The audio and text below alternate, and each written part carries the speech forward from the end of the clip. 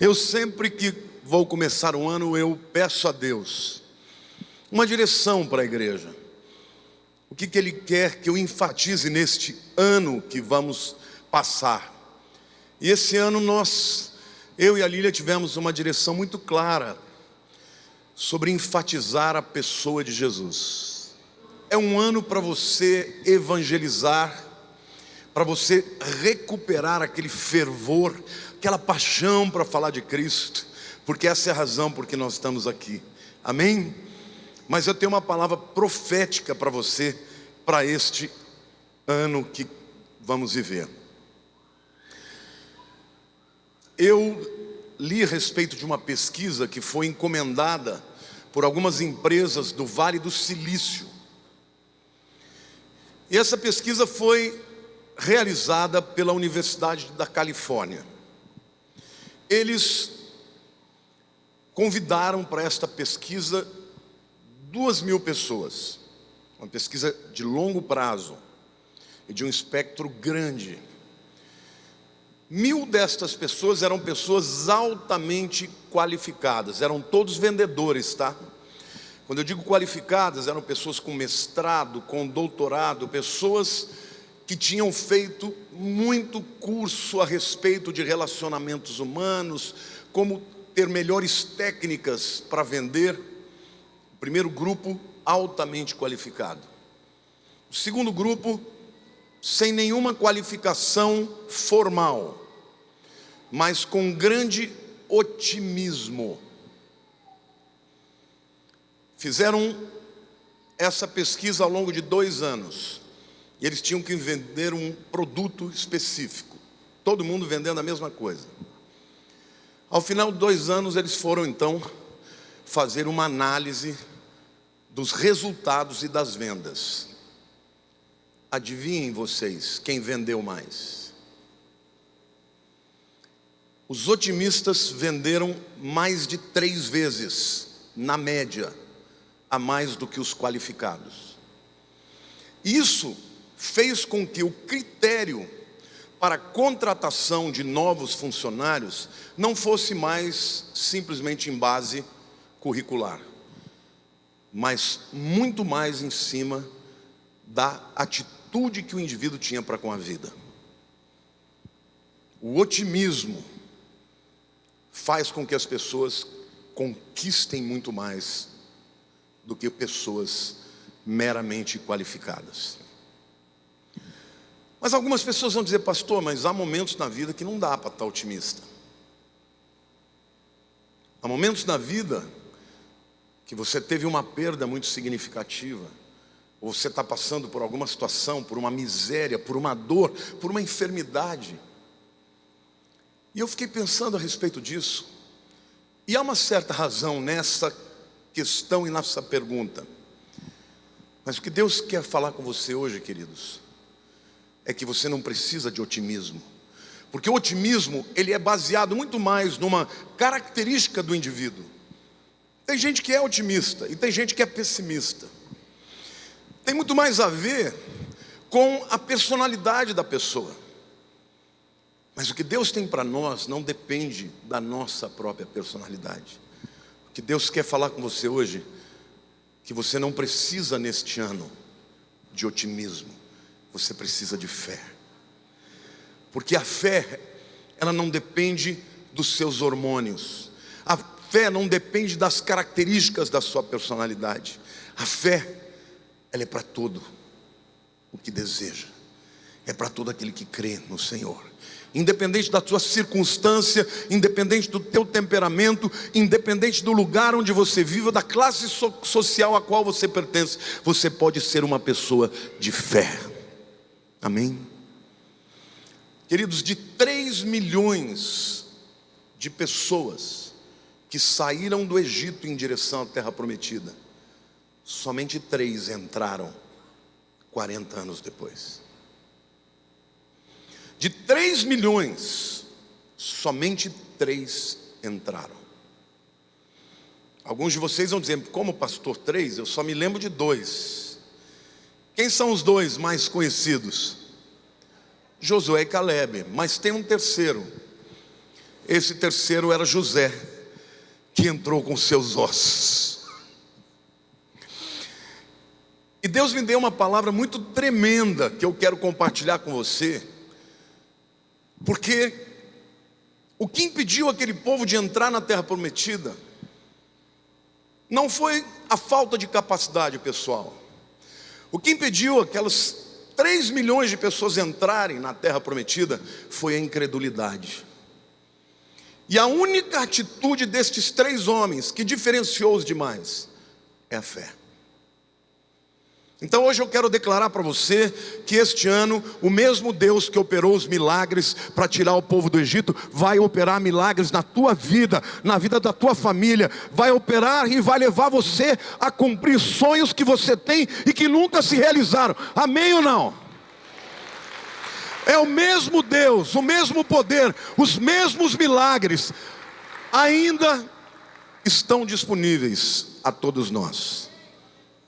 No entanto, para que a gente possa entrar naquela terra prometida que Deus tem para nós esse ano, nós vamos precisar ter a fé destes 3 homens que eu citei. O primeiro homem foi José.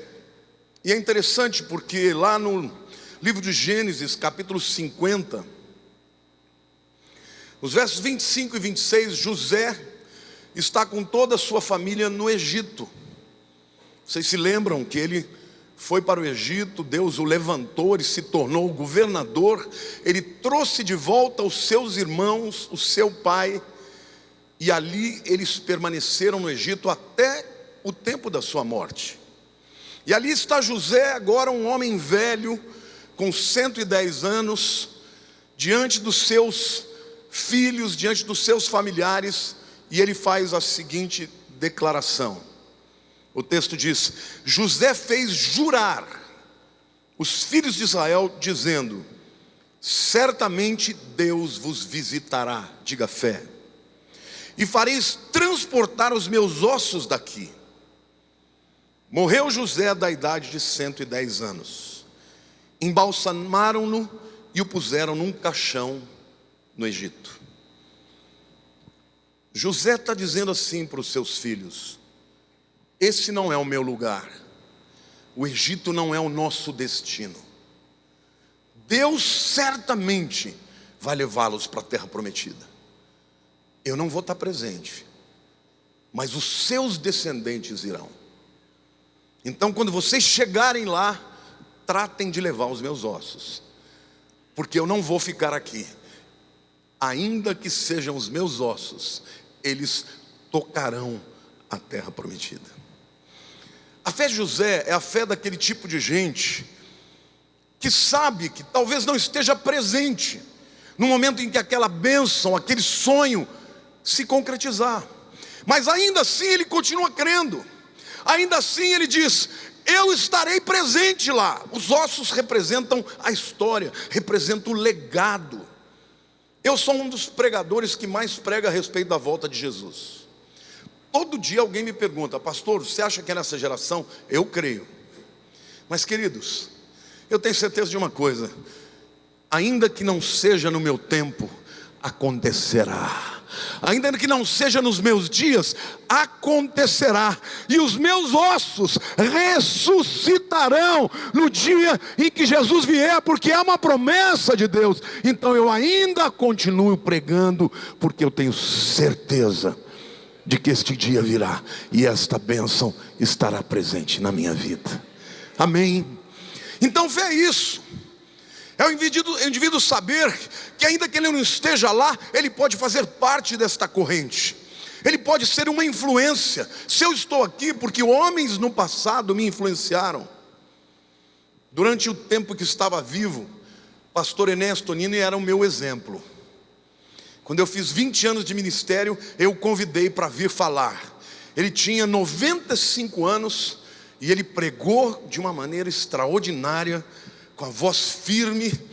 Eu o convidei para pregar no domingo subsequente na igreja, e nós tínhamos 2 cultos, e a Lília perguntou: o senhor quer pregar em qual dos 2? Ele falou: vou pregar nos 2, com 95 anos de idade. Ele já se foi, mas o legado dele ainda permanece. Daqui a alguns anos, eu já não serei mais o pastor desta igreja, mas o meu legado continuará. Ossos de José representam isso. Querido, quando você crê no Senhor, quando a tua vida marca a vida das pessoas, com a sua fé, com a sua convicção, com o seu amor e a sua paixão pelo Senhor, a sua vida e a sua história permanecerão falando alto. 400 anos passaram, e quando Josué foi levar o povo para a terra prometida, ele mandou buscar os ossos de José para cumprir uma promessa que havia sido feita no passado, e ele lá chegou. Amém? Glória a Deus. Então a fé de José é aquela fé que diz assim: eu ainda não consegui, mas eu vou morrer tentando. É aquela fé que diz: pode ser difícil, mas eu continuo lutando. Se eu não entrar, meus filhos vão entrar, meus netos vão entrar. Amém? Eu não sei até onde eu vou chegar, mas de uma coisa eu sei: se você tirar uma fotografia quando a bênção acontecer, eu não terei ficado no mesmo lugar em que eu comecei. Olhe para a pessoa do teu lado e diga assim: você precisa deste ano da fé de José. Se Deus diz que eu posso, diga assim: se Deus diz que eu posso, então eu posso. Diga assim: eu acredito em cada promessa de Deus, em cada promessa que Deus tem para a minha vida. Amém, igreja? Ossos, portanto, representam legado, história, lembranças, exemplo. É interessante porque quando Deus criou o homem, quando ele fez Adão, ele dá um sono para Adão, e da sua costela ele cria a noiva, ou a sua esposa, Eva. E quando Adão acorda e ele vê aquela mulher maravilhosa, linda, ele diz assim: ela é osso, ele é osso dos meus ossos, carne da minha carne. Amém? Só que Adão pecou, porque nessa história entrou também Satanás. E nesse triângulo de Deus, do homem e do diabo, o homem acabou aceitando a palavra da serpente, e o propósito de Deus para a humanidade foi transformado. Mas a Bíblia diz que há um segundo Adão. Há um segundo Adão que veio para desfazer o que o primeiro tinha feito, para refazer o erro de Adão, e fazer direito, e fazer certo. Este segundo Adão foi Jesus. E a gente vê Jesus na cruz, ladeado por dois ladrões muito significativos. O primeiro deles representa Adão, porque Adão perdeu o paraíso, foi expulso do paraíso. Mas quando ele crê em Jesus e olha para Jesus no seu estado caquético, no seu estado mais enfraquecido, de humilhação, desnudado, ele diz: Filho de Deus, lembra-te de mim quando entrares no teu reino. Tu és rei, tu tens um reino, lembra-te de mim. E este homem que representa Adão ouve a resposta do segundo Adão, Jesus: hoje mesmo estarás comigo no paraíso. O primeiro Adão fez com que o paraíso fosse proibido para os seus descendentes. O segundo Adão está garantindo que os descendentes que nele creem entrem no paraíso. Então eu quero declarar na sua vida: o paraíso está à sua disposição, se você crê em Jesus como seu Salvador.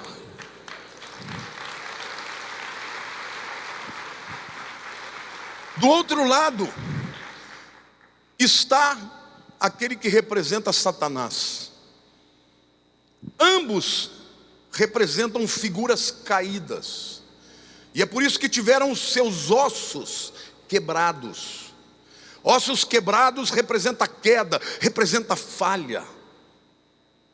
Por que ele representa Satanás?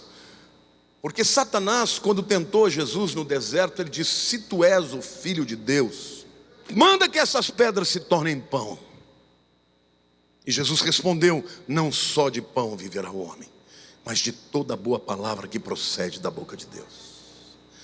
E este homem que está do outro lado, ele faz a mesma afirmação para Jesus: se tu és o Filho de Deus, desce da cruz, salva-te e a nós mesmos. Portanto, o segundo Adão está novamente neste triângulo: Satanás, o homem caído e Deus. E ele escolhe não cumprir a vontade da carne, mas obedecer a Deus. E por causa disso, ele está pronto para gerar a sua igreja, a sua noiva. E não se esqueçam, do lado saiu Eva, a esposa de Adão. Jesus teve perfurado o seu lado esquerdo. De lá saíram o quê? Sangue e água, elementos relacionados à vida. E ali nasce profeticamente a igreja, porque o segundo Adão deu origem a uma noiva restaurada para a glória do nome do Senhor de Deus. Amém. Glória a Deus, irmãos. Revelação pura aqui. Tudo isso para falar da fé de José, da fé de um homem que está no leito de morte, que sabe que ele não vai estar vivo para que a promessa se cumpra na sua história, mas ele tem tanta certeza de que a promessa de Deus acontecerá, que ele diz: quando acontecer, levem os meus ossos. Olhe para a pessoa do teu lado e diga assim: quando acontecer, estando eu vivo ou não, eu estarei presente. Glória a Deus, irmãos. Glória a Deus, irmãos. Este ano vai acontecer muita coisa. Este ano Deus vai continuar operando.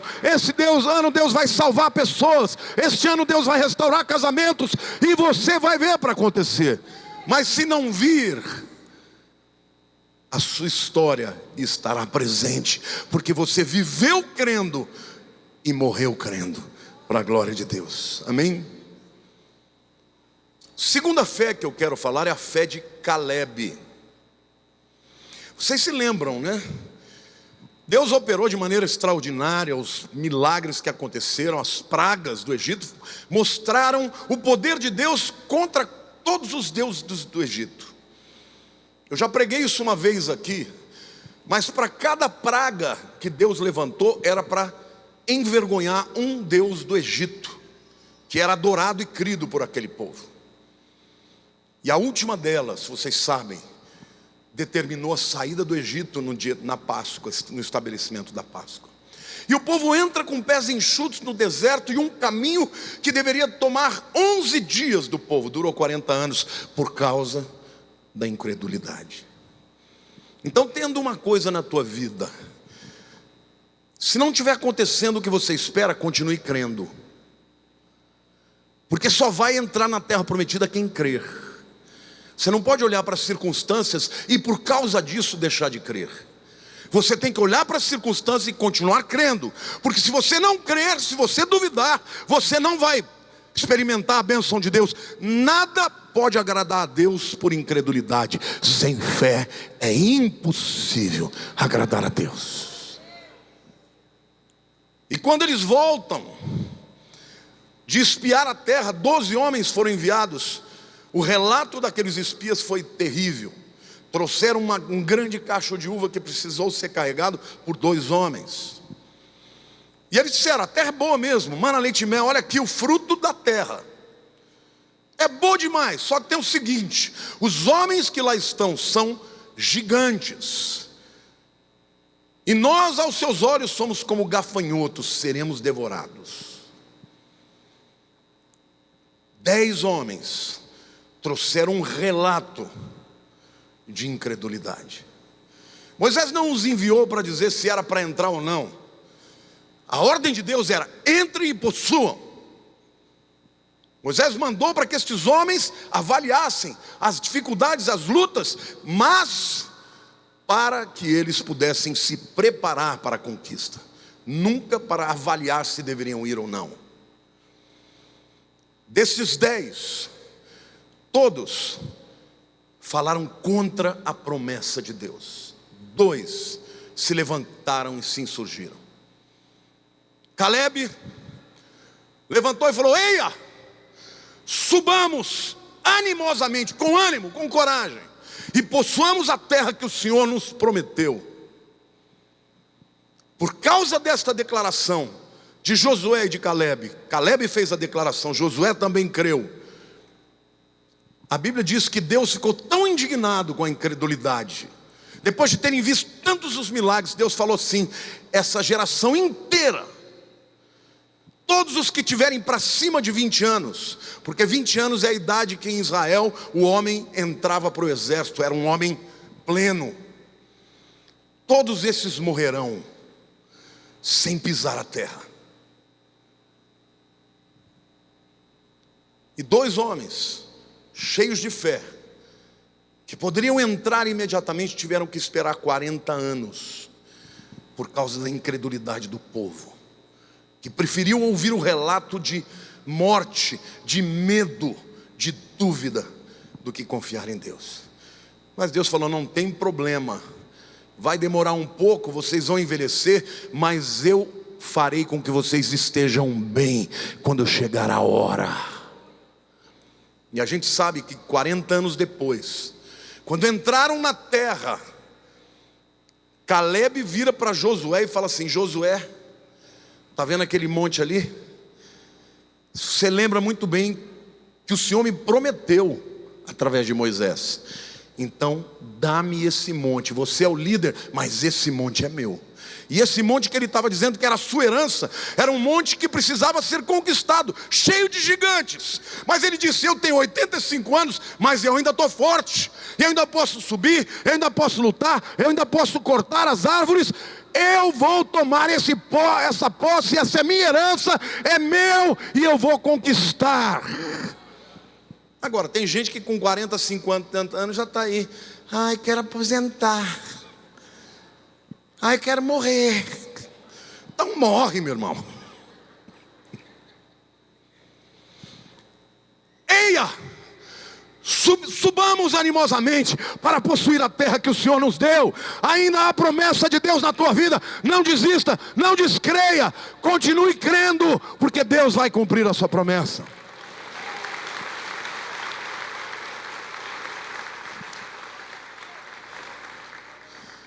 Eu gosto de dizer que a fé de Caleb é a fé canina. A palavra Caleb no hebraico é Kelev. Kelev é literalmente cão. Cãozinho. No hebraico é Klavlav. E cão é Kelev, ainda hoje. Ué, mas por que chamar um camarada de cão, de cachorro? Porque você tira um pirulito de uma criança facilmente, mas experimenta tirar um osso da boca de um pitbull. Não precisa nem ser um pitbull, de um chihuahua. Ele vai morder a tua mão. E tem muita gente perdendo as bênçãos porque entrega por pouca coisa. Caleb falou: é minha, esse osso é meu.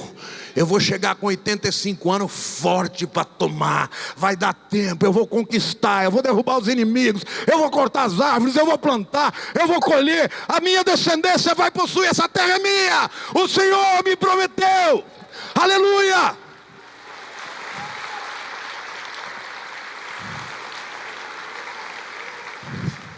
Então não estou aqui para te dizer que você tem que ser otimista. Eu estou aqui para dizer que você tem que ter fé. E fé não depende das circunstâncias, fé não depende de nada, nem do teu temperamento. Fé depende da fidelidade de Deus e na tua convicção de que aquele que prometeu é fiel e poderoso para cumprir. Olhe para o teu irmão e diga assim: seja como um cachorro, continue crendo até acontecer. Amém, gente? A fé canina recebe um pouco e faz muito com isso. Você se lembra da história daquela mulher Cirofenícia? Lembram dela? Jesus estava ali passeando por aquelas regiões, descansando, ele e os seus discípulos, e apareceu uma mulher estrangeira. Cirofenícia, ela era grega naquele tempo. E ela começou a clamar por Jesus. E clamar por Jesus, e clamar por Jesus. Filho de Davi, vai, grita e fala. E Jesus ignora ela. Às vezes Deus te ignora também, porque está esperando ver quanto que você quer essa bênção. Porque tem gente assim, eu quero, mas se não acontecer, eu busco outro caminho. Está cheio de crente assim. E ela continuou gritando, e ela continuou clamando. Aí os discípulos mandaram ela calar a boca, e ela não calava. E aí então Jesus resolve ouvi-la. Ela falou: Senhor, cura minha filha. E Jesus vira para ela e faz uma coisa que só a gente sabendo que ele conhecia o coração e sabendo o que ia acontecer, que pode explicar isso. Ele disse: olha, minha filha, eu não vim para outros povos, eu vim para o povo de Israel. Eu não posso tirar e dar o pão dos filhos para os cachorrinhos. Ela podia ter saído de lá: ai, se ele fosse o Messias, ele não faria isso. Que homem maldoso, ele não tem sentimentos. Ela falou: tá bom, está me chamando de cachorra? Não tem importância, mas os cachorrinhos comem das migalhas que caem da mesa dos filhos. Eu quero a tua bênção. A migalha que o Senhor tem para me dar é suficiente. E Jesus virou para ela e falou: mulher, que fé é essa? A tua fé te salvou. Curou a filha da mulher e disse: eu nunca vi em Israel uma fé como essa.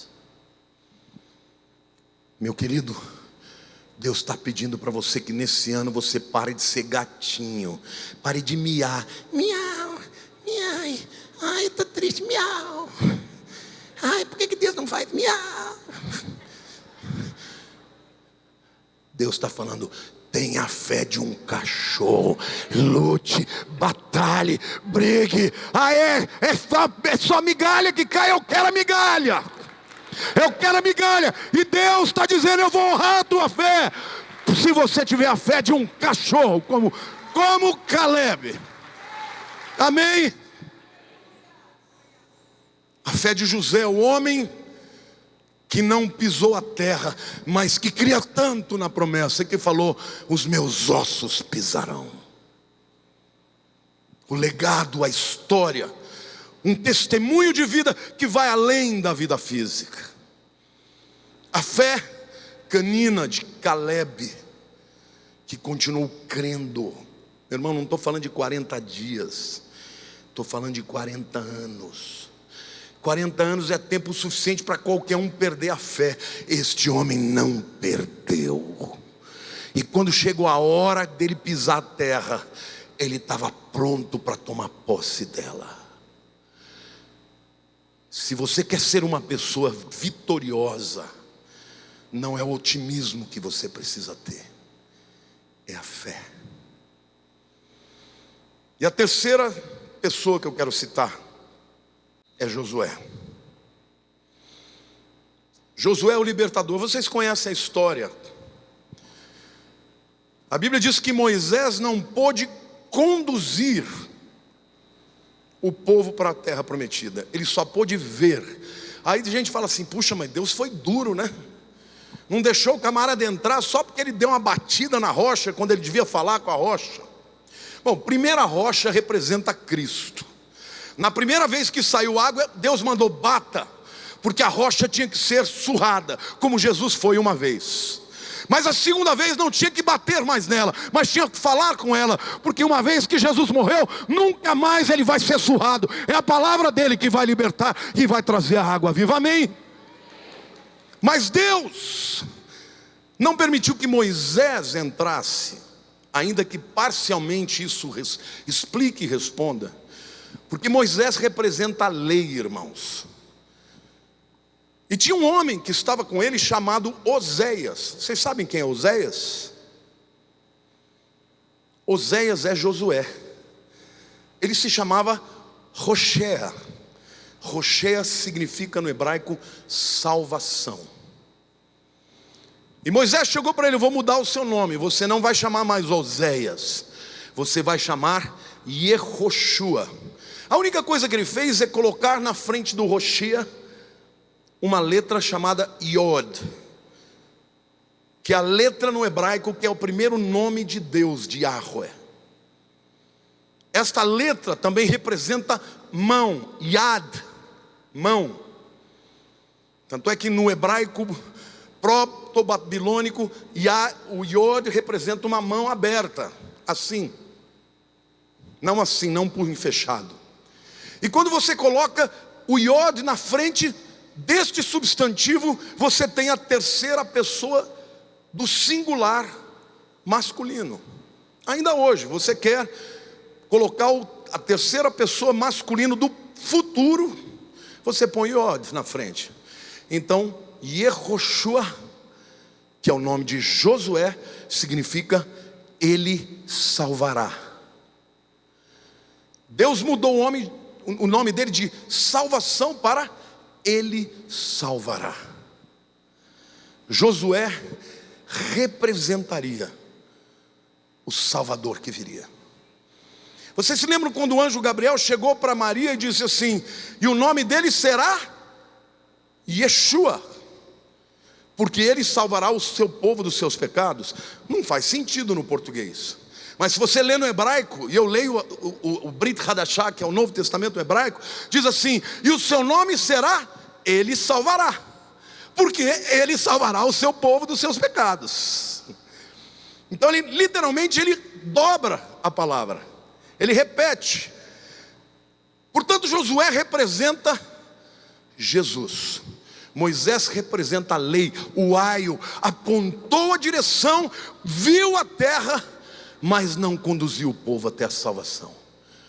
A lei faz isso, ela mostra a direção, mas ela não pode salvar. Josué representa Jesus, aquele que trouxe a graça de Deus. Então deixa eu dizer algo para você, querido. Tem muito crente tentando e falhando, porque acredita que vai conseguir na força do braço. Você nunca vai merecer uma bênção de Deus. Você tem que crer nela, crer pela graça. A única coisa que Deus espera de você é que você continue crendo. Não é por força nem por violência, mas pelo meu Espírito, diz o Senhor. Então Josué, ele representa Jesus. Aliás, tem tanta revelação nessa história, irmãos. Vocês se lembram quantos anos que Moisés viveu? 120. 120 representa os anos da vida na carne. 120 fala do fim da carne e do início da vida no Espírito. Quando houve o dilúvio, a arca pousou no monte Ararat, que no hebraico significa maldição revertida. Deus falou assim: eu não vou contender com o homem a vida toda. Por isso, a partir de agora, os anos do homem na terra será de 120 anos. 120 anos representa os anos da vida na carne.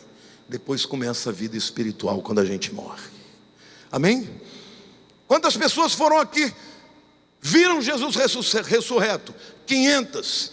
Para essas todas houve a ordem de que permanecessem em Jerusalém até que do alto fossem revestidos de poder. Quantas estavam lá no cenáculo no dia do Pentecostes? 120. O fim dos anos na carne e o início da vida no Espírito. Amém, irmãos? Você vai conquistar se você viver no Espírito, se você crer como Josué, se você entender que a tua fé não está baseada na tua força, nas circunstâncias, no presidente da república. Aliás, deixa eu dizer uma coisa: Messias para mim só tem um, e não é o Bolsonaro, é Yeshua HaMashiach. A minha fé, a minha esperança não depende desse governo. Amém? Depende do Messias Jesus. Maldito o homem que confia no homem. Eu oro para que ele tenha o melhor governo que possa ter, mas a minha esperança não está nele, está no Messias Jesus. 120, portanto, fala do fim da vida na carne, o início da vida no Espírito. O primeiro milagre que aconteceu foi o milagre em bodas de Caná. E a Bíblia diz que trouxeram para Jesus 6 talhas, que representam 2 ou 3 metretas, dá 20 galões. 20 galões por talha, vezes 6 talhas, 120 talhas, que representa o fim de uma vida simplesmente na obra da carne e o início de uma vida de milagres que o Messias tem no Espírito para realizar o impossível. Então eu profetizo na tua vida que se você andar no Espírito, crer que Jesus fará, você vai experimentar a bênção de Deus em todas as lutas que você tiver. Josué representou bem aquele que salvaria. Por isso ele levou o povo até a terra prometida. Mas você também pode representar. Este ano você vai enfrentar dificuldades e circunstâncias. E quando você estiver diante delas, elas forem mais difíceis que você pode resolver, ao invés de você dizer, não, eu não consigo crer, não tem jeito, não tem saída, ao invés de você declarar como aqueles espias incrédulos, você vai dizer, vai dar certo, porque Ele salvará, porque eu creio no Ele salvará, eu creio naquele que é poderoso para cumprir tudo aquilo que prometeu. Amém, igreja? Quantos creem nisso? Fé de Josué é a fé de quem sabe que maior é aquele que está em nós do que aquele que está no mundo. O mundo não precisa de crentes otimistas. Está cheio de crente aí que faz muito tempo que já não crê mais nas palavras de Deus. E quando você não crê nas palavras de Deus, você começa a procurar outras palavras, outros caminhos, outras soluções, e aí fica amargo, fica cheio de questionamento, cheio de amargura. Foi o que aconteceu com Noemi, cujo nome significa feliz. Naomi, até hoje quando você vai em hebraico, você vai presente alguém, você fala Naim meod lehakirha, muito prazer de te conhecer. Noemi significava isso. Quando ela sai de Belém, a terra do pão, o lugar da bênção, por causa da seca, e procura uma resposta em outro lugar, vai para Moabe, a terra da maldição, lá ela perde tudo e todos, e quando ela volta para Belém, as pessoas, Noemi, ela não me chame desse nome, não tem nada de prazer na minha vida, me chame de Mara, porque Mará significa amargo, eu estou assim. Mas graças a Deus que voltou com ela uma mulher chamada Ruth, que porque creu, mesmo estando debaixo da maldição, ela foi o instrumento de aproximação daquele que seria o remidor. Olhe para a pessoa do teu lado e diga assim: Deus quer que você esse ano seja uma pessoa que represente bem a Jesus. E Jesus significa Ele salvará. Toda vez que você invoca o nome de Jesus, você está invocando o nome de Ele salvará. Então Jesus vai salvar famílias inteiras aqui. Jesus vai salvar o marido que está duro, vai salvar a esposa que não está querendo entregar a vida para Jesus, vai salvar o filho que está nas drogas. Jesus vai salvar, porque o seu nome é Ele salvará. E não há nenhum nome mais poderoso do que o nome de Jesus. Ele salvará. Ele salvará.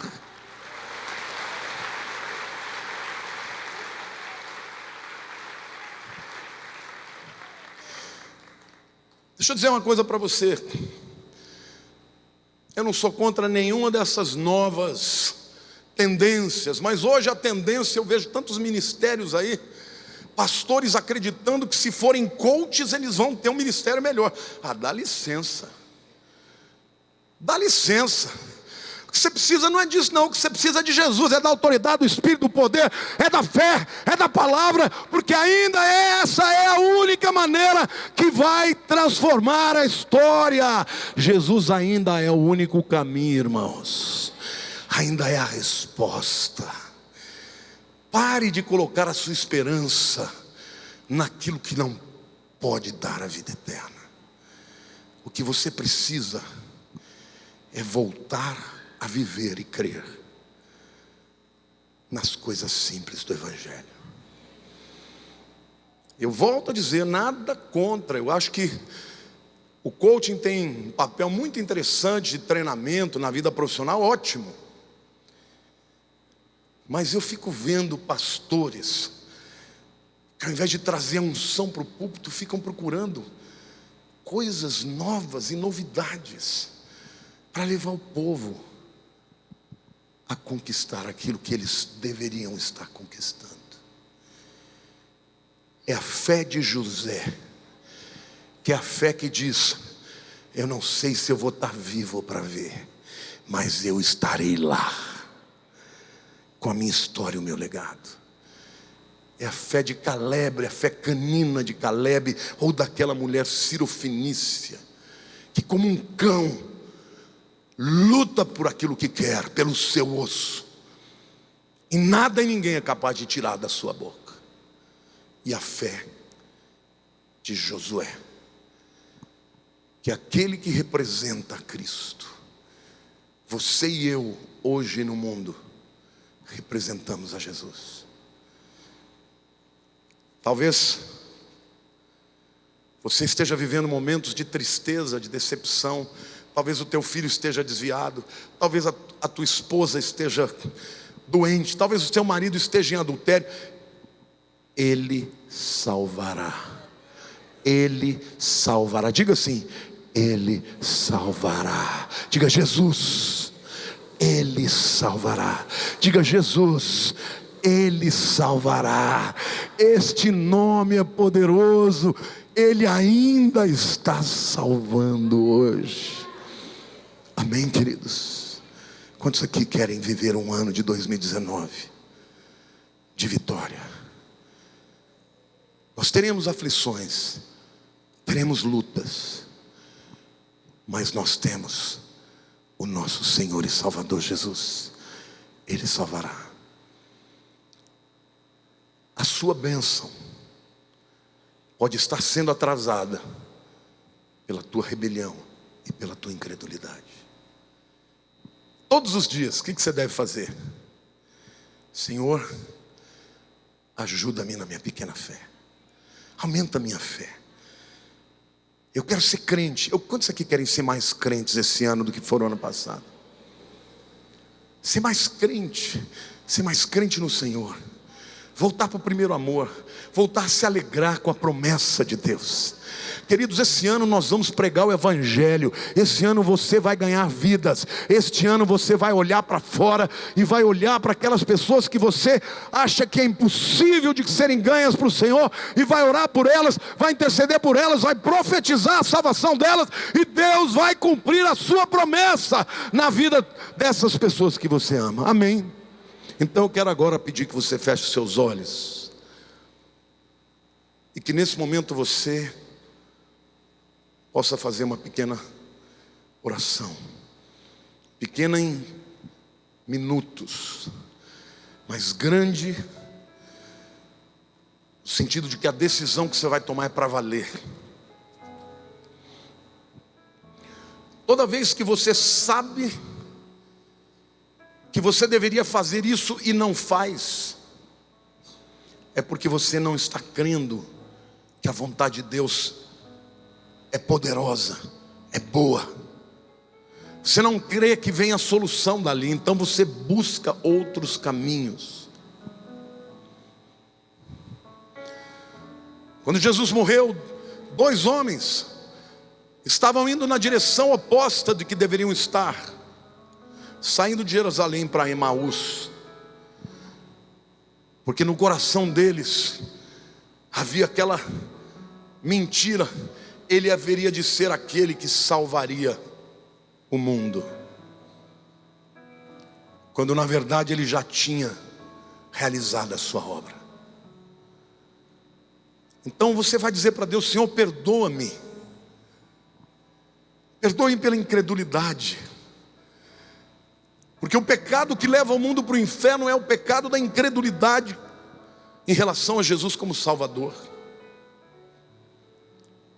Faça hoje aqui um voto de amar a Deus, de buscar nele a sua satisfação, a sua alegria, de viver para a sua glória, de gastar a sua vida de maneira relevante, vivendo para Ele, adorando o seu nome, cumprindo a sua vontade. Pai, a minha oração é para que esse povo aqui creia no Cristo ressurreto, o Salvador do mundo, o Salvador de cada vida pessoal, o Salvador das famílias, o Salvador das nações. Senhor, vivemos num tempo de incredulidade, de afronta, de zombaria, mas nós somos os teus representantes na terra. Então, Senhor, enche o nosso coração de uma fé simples, de um amor genuíno por Ti, para viver crendo que o Senhor tem o melhor para cada um de nós. Põe a mão no seu coração e ore comigo. Diga: Senhor Deus, em nome de Jesus, eu me entrego hoje. Perdoa os meus pecados, Senhor, a minha fraqueza, a minha incredulidade. Ajuda-me, Senhor, a viver neste mundo crendo como José creu, crendo como Caleb creu, crendo como Josué creu. Senhor, aumenta a minha fé. Não são riquezas materiais que eu preciso de mais fé para cumprir o Teu propósito. Senhor, eu já entrego a minha vida, a minha família, os meus sonhos, os meus dons, tudo para Ti, para a Tua glória. Usa-me, Senhor, para que a Tua vontade se cumpra, em nome de Jesus, em nome de Jesus. Ele salvará, Ele salvará.